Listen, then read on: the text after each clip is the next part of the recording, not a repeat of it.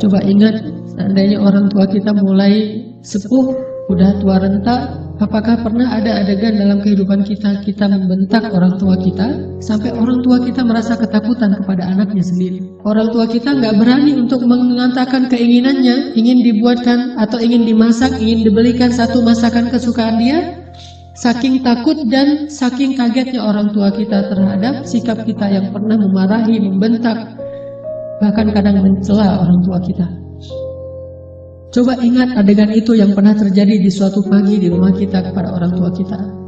Adegan yang pernah terjadi di suatu malam di hadapan orang tua kita. Bahkan kadang kita pernah memarahi orang tua kita sampai dia malu di hadapan orang banyak, di hadapan saudara-saudara kita, di hadapan saudara-saudaranya, di hadapan orang banyak yang dia tidak kenal, mungkin di jalan, mungkin di pasar, mungkin di mall, mungkin dimanapun. Karena kita kecewa kepada orang tua kita, lalu kita marahi orang tua kita habis-habisan di depan orang banyak. Sampai orang tua kita merasa sedih, kecewa, lalu merasa takut kepada anak yang dulu sering dia gendong, anak yang dulu dikecup keningnya. Tetapi ketika anak ini merasa sudah mampu, sudah punya segalanya dan orang tuanya dalam keadaan lemah, dengan sombong dia membentak orang tuanya, dengan sombong dia memarahi orang tuanya, tanpa pernah peduli dan tidak pernah lagi ingat bagaimana dulu dia diperlakukan oleh ayah ibu. Ingat, adegan itu pernah terjadi dalam kehidupan kita. Kalau kita merasa kita tidak pernah melakukan itu, mungkin kita adalah seorang pelupa. Saya kira orang seperti kita yang dulu pernah masa-masa kelam, pernah gak stabil emosinya, pernah mengalami masa-masa sulit. Saya kira semua kita pernah ngalamin masa ketika kita benar-benar menyakiti perasaan ayah dan ibu kita. Kita buang semua jasa mereka, lalu kita mengatakan kalimat-kalimat yang seolah-olah kita adalah anak yang tidak pernah mendapatkan kebaikan dari orang tua kita.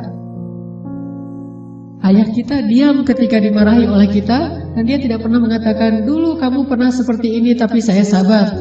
Dulu saya habis-habisan berkorban untuk kamu, saya korbankan semuanya, saya siang malam mencari nafkah untuk kamu. Ayah kita tidak pernah mengatakan itu di hadapan kita. Dia tetap sabar menanggung semua ucapan-ucapan dan bentakan dari anaknya. Apalagi ibu kita. Apakah dia mengandung kita 9 bulan hanya untuk ketika kita lahir lalu membentaknya? Dia mengandung kita 9 bulan dalam kepayahan, gak bisa duduk, gak bisa tidur, gak bisa berdiri, jalan kemana-mana berat. Apakah hanya untuk melahirkan seorang anak yang congkak, sombong, yang kemudian membentak ibunya hanya karena kesalahan kecil yang dilakukan ibunya? Ingat, adegan itu pernah terjadi dalam kehidupan kita. Lalu coba baca perintah Allah.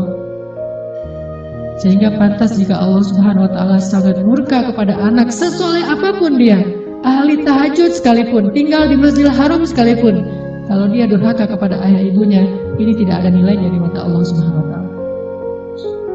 إما يبلغن عندك الكبر أحدهما أو كلاهما فلا تقل لهما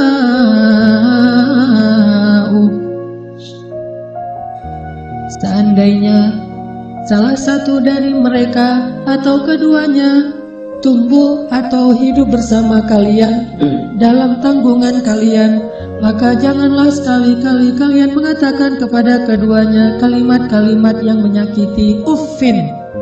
Allah larang kita untuk mengatakan itu. Lebih baik kita tidak pernah sholat sunnah sekalipun, kalau kita masih bisa tetap menjaga lisan kita kepada orang tua, daripada kita menjadi ahli ibadah tetapi kita tidak mampu menjaga lisan kita dari menyakiti orang tua kita.